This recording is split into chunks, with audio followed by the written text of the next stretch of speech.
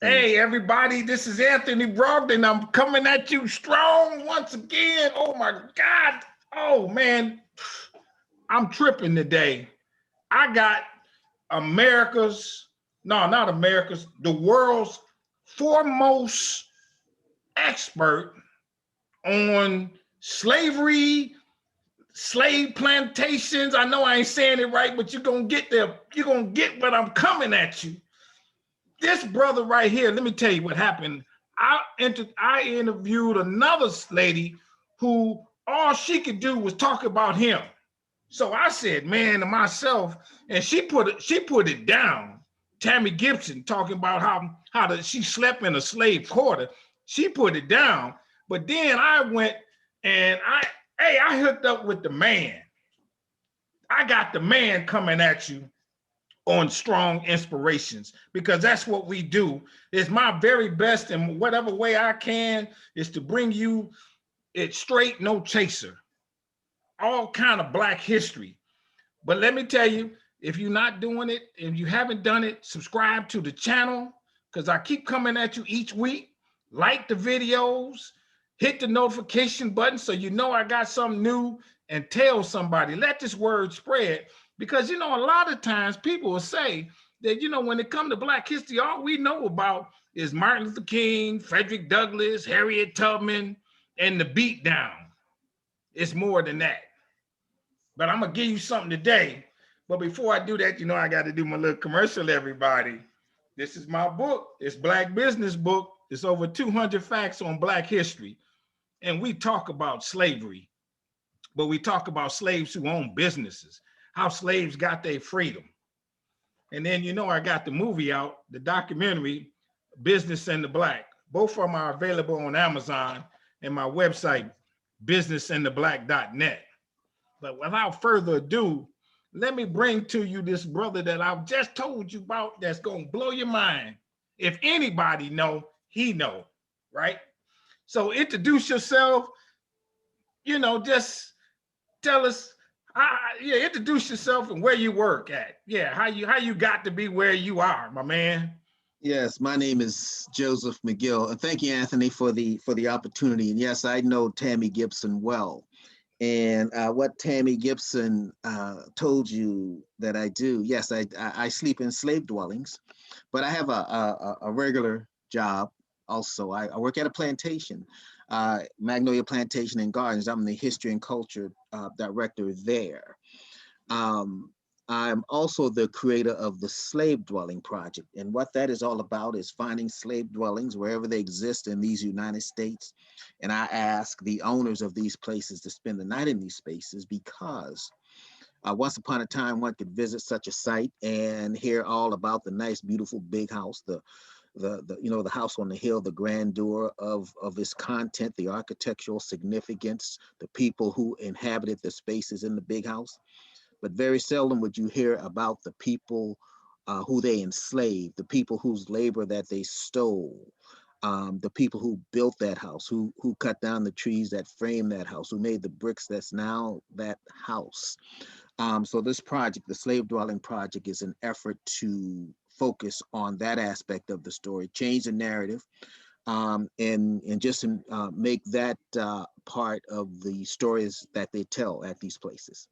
How did you get started in this, man? You could have done a bunch of things. You're a pretty bright guy, I'm suspecting. Now you want to do this for a living. Well, is that void that existed. Is that education that I got. I'm 59. It's that education that I got when I was being educated, when they were telling me about South Carolina history and talking about the lost cause and talking about the happy slaves and the benevolent slave owner. That's that stuff that I had to rid my mind of, that stuff that that junk history that I had to get rid of. And it upset me. It's quite upsetting to know that you've been lied to about your history, about your ancestors. I also, at the time, 10 years ago when I started this project, I was employed by the National Trust for Historic Preservation. That's an organization, a national organization. Their main goal is to save buildings, but they're those architecturally significant buildings. The house on the hill, I was also at that time about 10 years into being a Civil War reenactor. I don't know if any of you saw the movie Glory, but those brave men of that period, they didn't just sit by and wait for their freedom. They were proactive in helping to obtain their freedom by serving in the Union Army during the Civil War. So I was a Civil War reenactor at the time. And of course, the DNA I bring to this subject matter, I'd visit these sites sometimes, in my capacity with the National Park Service, or sometimes in my capacity with, as being a Civil War reenactor. But I would visit these sites, and I would notice a void, the things that they weren't talking about. I got you. And because they weren't talking about these things, I saw this opportunity. It was this opportunity because being a Civil War reenactor, I'd go to these sites and I sleep there overnight. So these battlefields where Civil War battles took place. So I already had that part down. So I thought if I could just transfer that to these slave dwellings that I knew existed. It's just that they existed in ways that the owners weren't interpreting in them in the way that they should have been I interpreting got them. you. I got you. They've been using these things for garages and storage spaces and pool houses and Oh, rental spaces really? and all these things. So the buildings exist. And knowing that the buildings existed, I this crazy idea of mine, I said, well, if I ask this one person if I could spend the night in this space, and if they say yes, then I can check with others. I got you. And I got you. I inquired at this one place, the place that I now work, Magnolia Plantation. They said yes. And I got this list, man, from the State Historic Preservation I Office, got started you. making these phone calls, and boom, they started saying yes. And 10 That's years later, beautiful. I'm still at it. Then I'm gonna divert from my questions right quick though, because it came to my mind. Okay, you a slave and actor, right? And I know you on the north side. Uh-huh. Okay, so and then you fighting the guys on the south side. Yeah. Do you kind of like slip up and want to really shoot? Well, I don't. Sometimes the conversations that you participate in with these guys, the conversations a lot of times are more upsetting than looking at them through through the sight of your weapon. And these conversations with these guys, these some of these Confederate reenactors, man, they wanted to be that time. They want to change the outcome uh, Are of you the talking war. about in real terms then? Well, I mean, these conversations that we have with these Civil War reenactors. Now, Civil War reenactor acting today is not as prevalent as it was, when I first got into this I thing got about you. about 20 years ago. But man, about 20 years ago, man, these guys were off their rockers, man. Okay, These I got guys you. were some of these guys were racist, just outright racist. And it was this Civil War reenacting that kind of let them live a life, at least imagine themselves during that time, and I and, and got you. being able to own people. Now, let me go to this though. Now you work at what's the name of the plantation? What city is it in?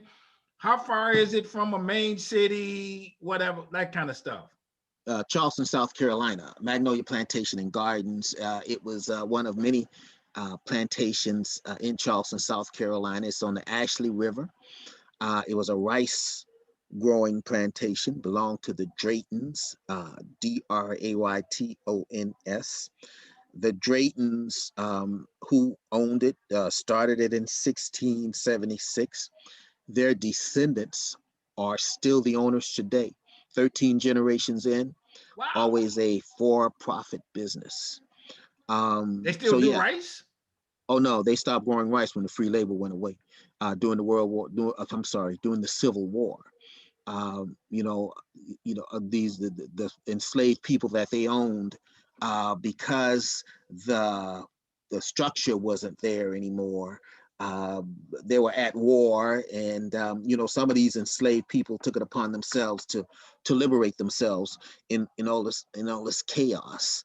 I got you. And they just couldn't bring the crops in without free labor, so they stopped growing rice during the Civil War. So now, how wealthy were they? Were they very wealthy people? How many slaves did they have? That kind of thing. Yeah, for that period, during the time of enslaving people, they were wealthy. They were influential. Just as all the slave, not all, good percentage of the slave owners of that period, only 3% of the population could afford to own plantations. But they were in that 3% of those plantation owners. Not only did they own the 2,000-acre plantation of which I'm now employed, Magnolia today, but they also owned a second cotton growing plantation in Beaufort County, South Carolina. It is documented that they enslaved what they paid taxes on 148 enslaved people. Ooh. Now, the taxable was between the ages of 12 and 55, so there are people outside of those numbers. Um, so they own more people than that, of course, and that's a reported number. So I don't think that's an honest number. Um, so so we know Hold on, we let me have a stop you. They owned 150 black people. yeah, but that's between ages of 12 and 55. That's on record. That's we have a record of that. Again, taxables between age of 12 and 55. So if hold on, I got. I don't mean to be no rude. Okay, Hmm. I'm a slave owner. I got to pay tax on my slaves. Yeah, they're property tax. Yeah. Oh Uh-huh. my God! Yeah. In fact, if you go back to the if we go back to 1787, when we're in Philadelphia, our nation's capital, at our constitutional convention, considering the ratification of our constitution, the Southerners wanted to count an enslaved person as one whole. And that's for the purpose of congressional representation, not for the purpose of enabling them to live a life of a person. Right. But the Northerners said no. If you want to count them for that purpose, you count them as 3/5. So So that's where so that come from. yeah, that 3/5 comes from there and that's mainly for tax reasons, and of course congressional representation, because you got to pay the property tax I on got you. these So people. now, And so you but got check this. 150 slaves on that Uh-huh. property. You have, Counted huh? counted within the records. Yes. Okay, how many houses do you have for the slaves? Well, where I am right now, where I work, they had 11 for the field hands. Um, uh, then they had the places where the enslaved that worked in the house. They had their own cabins, which would have looked a lot better than for the field hands, because the ones where the people who worked in the house, they look better because it's close to the big house. You want to flaunt your wealth. You want to show your visitors that Who do the white people, the owners, right? the owners, yeah, Yeah, I got you. yeah, owners want to flaunt their wealth, so they're going to have these nice, beautiful slave cabins somewhere in the vicinity of where their visitors can see them. Sometimes they live where they work. If the kitchen was near the house, the big house, the cooks would probably have a room, probably upstairs. The coachman would have a room above where the coaches were. Hopefully that was where they would stay. Coaches are Uh, horses, right? the horses. Hopefully they didn't have to stay where the horses stayed. Sometimes that was the case.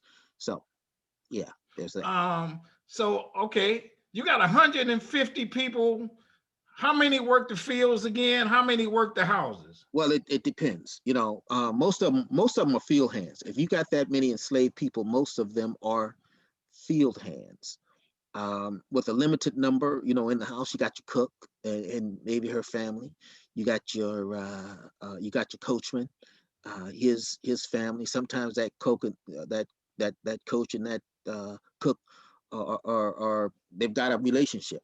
Um, so it depends on how big your house is and how many people you need to service that house.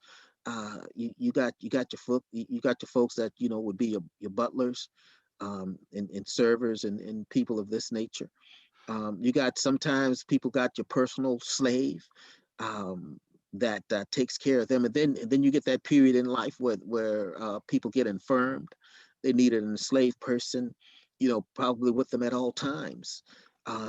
So Wow. there's all that to consider. So how did you become in the house, and how did you work the field? Were they, I mean, could you do a good job in the field and then come to the house, or Well, that's possible. But dealing with where I work, Magnolia Plantation and Gardens, when they came from Barbados, so this that's was where they this came from? yeah these yeah by way of England. Barbados was a hub for England. When England got into the slave trade, they came in late, but when they came in strong. Now, who when you Um, say they, who are you talking about? England, in this slave trade, the Drayton family that where I work, who's still on the plantation from the time that it was founded up until this day, they came from England. When England got into the slave trade, they were late in getting into the game. Already there, and they're strong with the Portuguese, the Dutch, the French, and the Spanish. So that's 1619. That's in 1619. Well, that's prior to that. That's when the Portuguese, the Dutch, the French, and the Spanish got into this thing. And think about the conversation you had with the person from England. Before they started bringing them over here, they started taking them to Europe first, to their countries in Europe, and enslaving them there. And then the opportunity for the New World opens up. When this opportunity for the New World opens up, that opens up that opportunity for the diaspora of us to be spread all throughout this new world. So that's prior. That's before this thing going on in Europe is before 1619. They're taking us out of Africa, before 1619. 1619 is more when the English settlers, again, they came in so strong. In of course, Jamestown, Virginia, was one of those early landing places where the English started bringing enslaved people into these United States. But before the English, the Spanish, the French, the Portuguese were all in this new world, doing what they were doing. You got to take this into account. Of the 12 million or so people who made it across the Atlantic alive, who would be enslaved in this nation, brought out of Africa, not counting the ones who found their graves at the bottom of the Atlantic Ocean, but the 12 million who made it across alive, the majority of them were shipped to South America. Of that 12 million, only about 500,000 were shipped to the United States. And of that 500,000 that were shipped to the United States, 40% of those were shipped through the Charleston, South Carolina harbor. Now, comparatively, 500,000 to the vast United States, little Cuba got 1.2 million. So, but the majority of them were shipped to South America, and slavery didn't end in Brazil until 1888. All right. Okay. Let me go back to your plantation again, because you're blowing my mind, man. You're blowing my mind. Hold on. So the Draytons, your people at your spot, ended up they were from England, and they brought, so they didn't go to Africa themselves. They hired somebody to go to Africa to get the slaves. Yeah, they brought them off of slave ships. So the Draytons went from England to Barbados, established themselves in Barbados, enslaving people and exploiting the land, exploiting their labor and exploiting the land growing sugarcane. Well, Barbados was a hub for everything that the English would do here in Charleston and other places here in these United States. Well, they're going to take their system of enslaving people from Barbados, and they're going to plant it right here in Charleston, South Carolina. For the Draytons, they're going to plant it right here at Magnolia Plantation.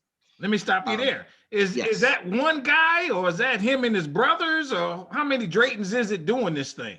Well, if you look at it, the overall history and the way it worked, of course, it's King Charles II. He's claiming this thing as his, despite the natives being here. That's the way colonization worked. The white man comes over and said, "This is mine," plants his flag and says, "This is mine," despite the natives. They purged the natives. Well, the English come over here to a place called Charlestown Landing, because the King Charles II has granted 8 Lord Proprietors the land, sight unseen, just granted it to them. So now the Lord Proprietors, they're going to benefit from selling it to people. So one of the proprietors sell land to a Mr. Wolf, and the Draytons, they come over from Barbados, and they marry in.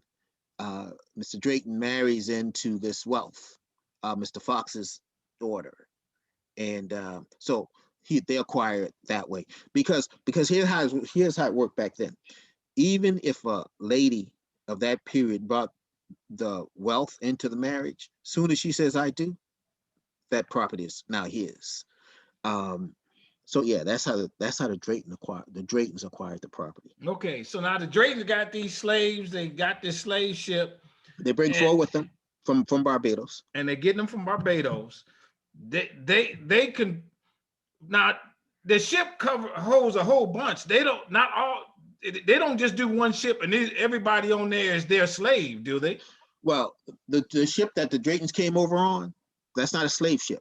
They did bring 4 enslaved people with them.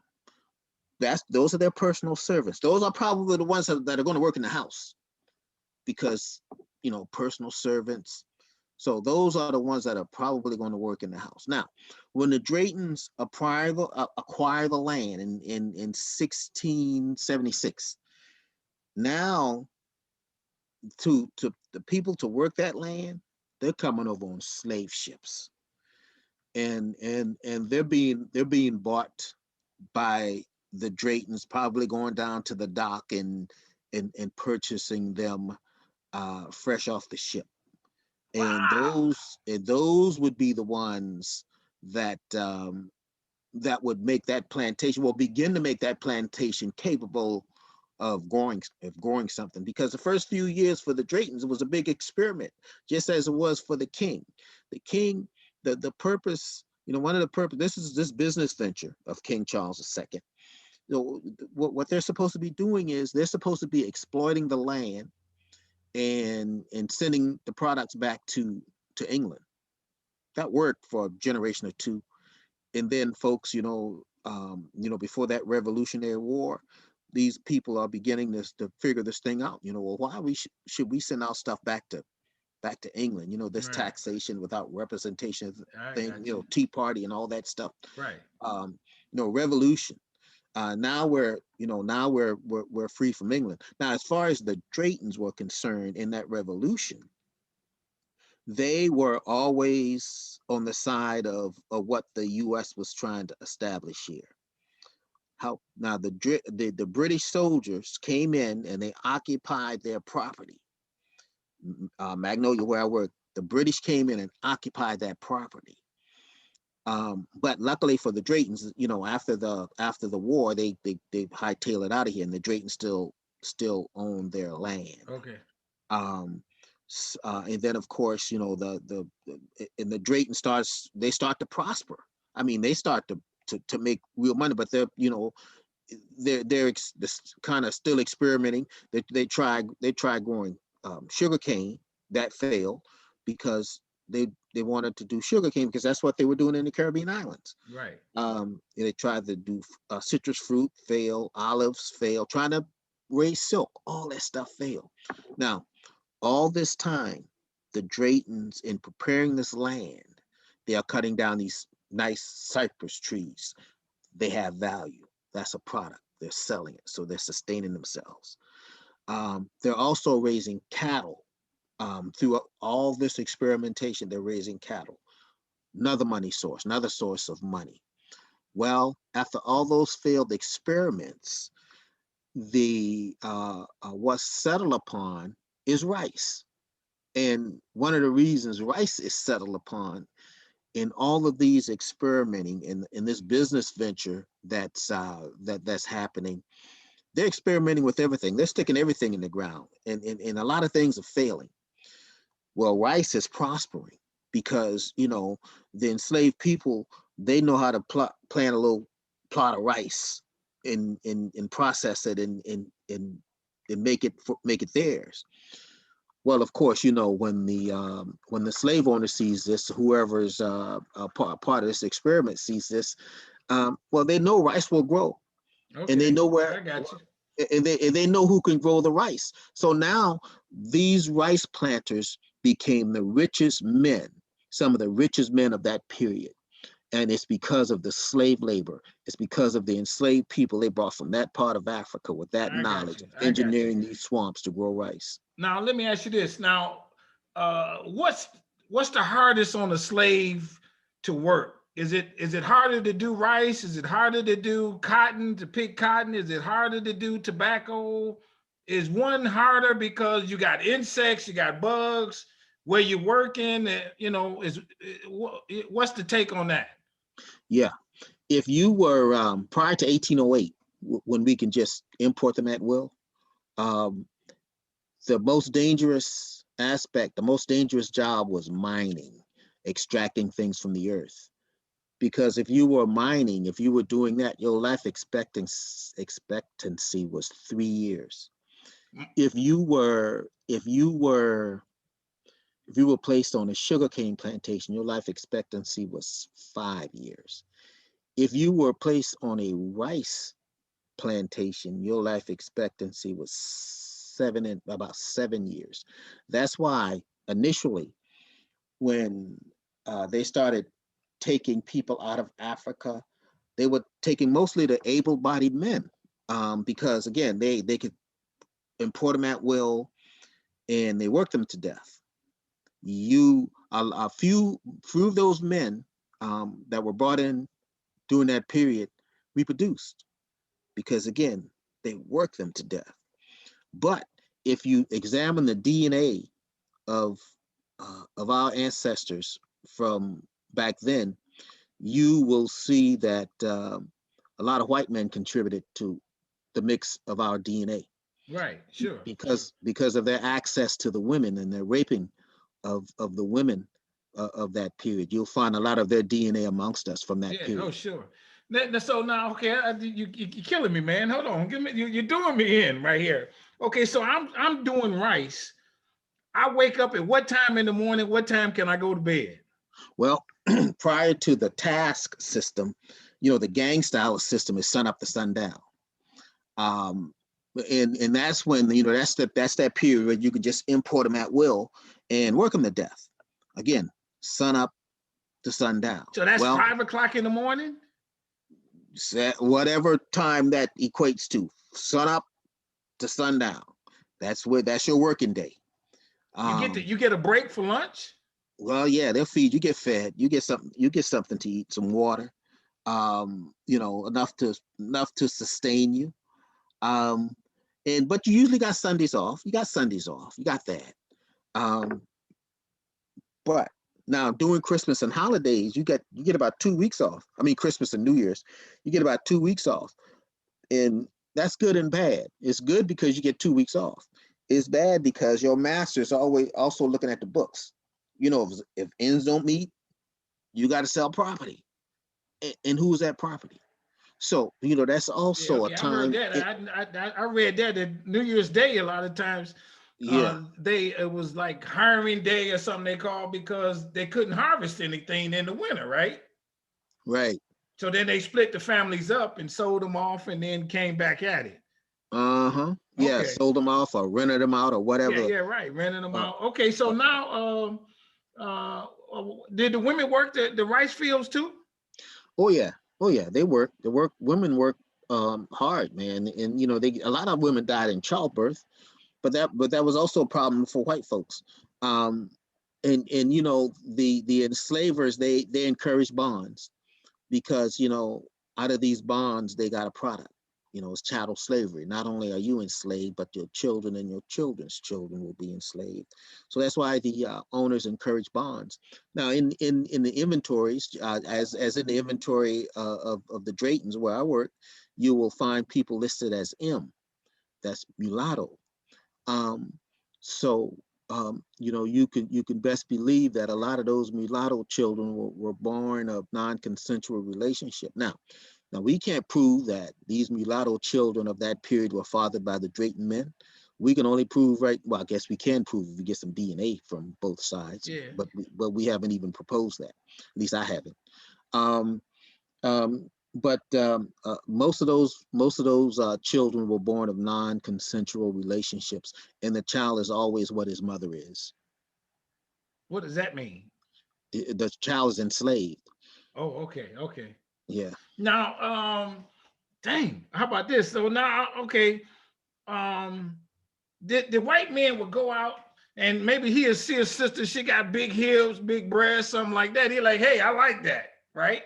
Yeah. Yeah, that's his property. That's his access. He has access, and there's nothing in that system that the enslaved man. I mean, he could do something, but he could be punished for it if he's caught or even accused. You know, he could be punished for it, or he Hold could on, be stop sent you away. there. He could He could be punished. Who could be punished? the if you are as an enslaved man want to challenge a white person. Oh, yeah, yeah, yeah. I got you. Yeah. I Yeah, I got you. mean, so what I'm getting at is this, you could have as an enslaved man, you could have a bond with a woman, but if that enslaver wanted access, then he had access. Yeah, I got you. Did isn't that kind of wild that I hate black people, but you're gonna have sex with a black woman? Yeah, well, see, one of the thing is this, in that period in history, you had it's for some of these enslavers to keep the money in the family. You had cousins marrying cousins. A lot of times the fidelity was not there. um, even going into that marriage. And again, these men have access. And then their sons.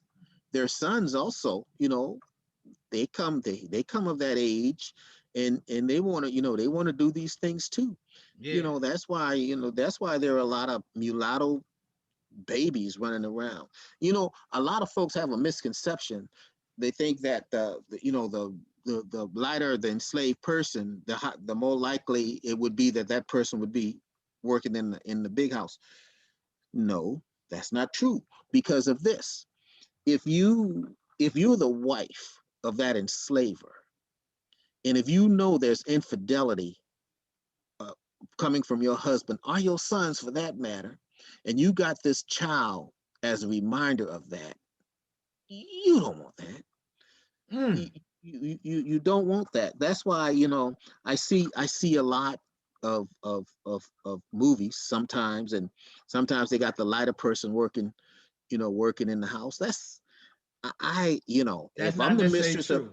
if I'm the mistress of the house, hey, no, that's not gonna be happening. I got you. I got you. Did were they abusive? Oh yeah, they all were abusive. Um, as all the number one question that I get when I'm working at Magnolia Plantation is, were the Draytons good slave owners? And then here's how I answer that. They advertised for three runaways. They freed none. They lived the No, hold on, stop me lives there. They did what now? They advertised for what? for three runaways to get them What does back. that mean? Some That people means, ran and they advertised to get them back. yeah. So Okay. they advertised for three runaways to get them back. They freed none. They lived the lavish lives that they lived at the expense of stolen labor. And the last enslaver there was an Episcopal priest. So no, they were not good slave But they owners. what were they vicious in beating them though? I mean, was there Well, somebody that took a whip to him? Hey man, you looked at me funny and beat him and killed him and hung him and all that. well, that's not Can you that's not say that? that's not the purpose. The enslavers didn't have to do that. They farmed that out. They had overseers. Um, they had overseers for that purpose. And now, uh, uh, there were no killings. At least killings was not the intent. No maiming. I mean, punishing them um, as a spectacle was a thing, because keeping the system in place, one way of doing that is fear. So you get that example. But with that example, you also get an audience. You welcome an audience. You make them come and look at what you're doing. Them being other slaves or the people in the town? Other slaves. Other slaves. I got you. Yeah, to keep them in check. Um, so yeah, you make that punishment public, and if you make that punishment public, then you're going to make them. You're going to make the folks who are witnessing that docile, I got because you don't want that to happen to you. you. Were there did any slaves off the plantation run away, or you Yeah, said three, but is we that got it? we got records of three, them advertising for three. I'm sure more than that ran away, but we got records of them advertising to get three of them back. Now, if they're advertising to get them back, then that means they have some type of skill that that's highly wanted. Um, because again, you're advertising for this to try to get this person back. This advertising was an expense. I got you. You got to make these flyers. You got to do this newspaper thing. One thing about these advertising, which is a good thing, is that they have descriptions of these people. Sometimes through these advertisement, you can get a better description of the enslaved person through that than what their enslavers look like. Because a lot of these enslavers, we have no clue how they look, because they didn't do these paintings, and there was no photography Yeah, in that period. But some of the richer ones would have these folks come and paint their yeah, image. But yeah. not all of them could do that. Not all of them could afford that. But they could afford an ad in the paper to get their enslaved people that they want back. And in these ads, they describe these enslaved people. So sometimes we get descriptions of people. A lot of times they'll say, they'll give the skin complexion. Um, they'll say that this person could read, which was rare because it was illegal for Right. them to read. And chances are it was because that person could read is why that person became free. Because if you can write yourself a pass, then hey, you can get far if you could do that. All right. Let me ask you this then. So now, if if if um, if you were on the plantation, were there any slaves on the plantation that had that were noted? And because I like in my book, I talk about slaves who were able to own a business. Was there any slaves that had special privileges because they had some special skill other than the farming skill or something like that, right? Yeah. There were a lot of those. You had your blacksmith. Blacksmiths were pretty common. You got your carpenters. You got your millers. You got your barrel makers. And you got folks that are kind of skilled in those things. And then you get the folks like Uncle Nearest. I had to look at my liquor collection. Uncle Nearest was an enslaved person, enslaved by Jack Daniels, the ancestors of Jack Daniels, the Jack Daniels. But it was Uncle Nearest, the enslaved person, who was doing that. He was the one brewing. He was the person that made the alcohol, that made Jack Daniels famous. So yeah, you get people with those with those type skills, and know-how, and then you get those who can strike these deals, because if you got those skills, you got some education too, because you got to know how to cipher, math and stuff like that. Chances Right. are you can read, and you could strike these deals with your master to buy your freedom, and if you're lucky, to buy the freedom of your loved ones. But here's how that works. If you Right. could strike a deal like that with your master, chances are your master is going to tell you, yeah, we could do this, but you got to have somebody else trained to do what you do, because I'm not giving up the opportunity to rent you to someone else and lose out on that cash. So a part of this deal of you buying your freedom, you got to train somebody up to replace you. Um, so a lot of times that's how that worked. I got you.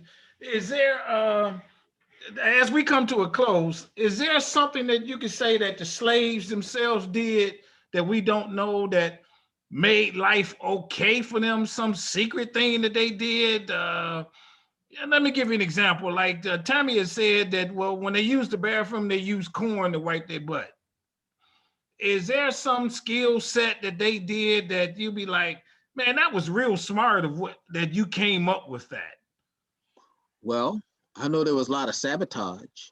Sabotage in the sense that you know this tool is broken. Sometimes that tool is not broken from wear and tear. Sometimes that tool is broken because, you know, this enslaved person knows if this tool cannot work, then I cannot work. Um, you know, sometimes a lot of those barns and big houses that burned mysteriously. You know, sometimes it was the enslaved people doing that. You know, a lot of these enslavers that died mysteriously. Sometimes it was the enslaved people, you know, doing those things. Oh We yeah, were, okay. we were well versed in medicinal herbs and in knowing what these medicinal herbs can do. Just as these medicinal herbs can cure, they can also take life. Oh So, okay. that enslaver, want to probably be nice to his cook. Um, because that you don't want to sell the kids of that cook. You don't want to strip that cook bare and whip her. That's your cook. She I could, got you. she could do things to you that you wouldn't be even you wouldn't be aware of. So yeah, there are those occasions where we could, we would sabotage sometimes, and we also made do. We made do because the enslaved people were issued a weekly allowance of food. Um, the place where I worked, it was salt pork and cornmeal. That is not sufficient. No way that could be sustain you. So so they grew their own vegetables. They could hunt and fish. Some enslavers allowed them to own their own chickens and pigs. Because we were on a plantation that was growing cattle.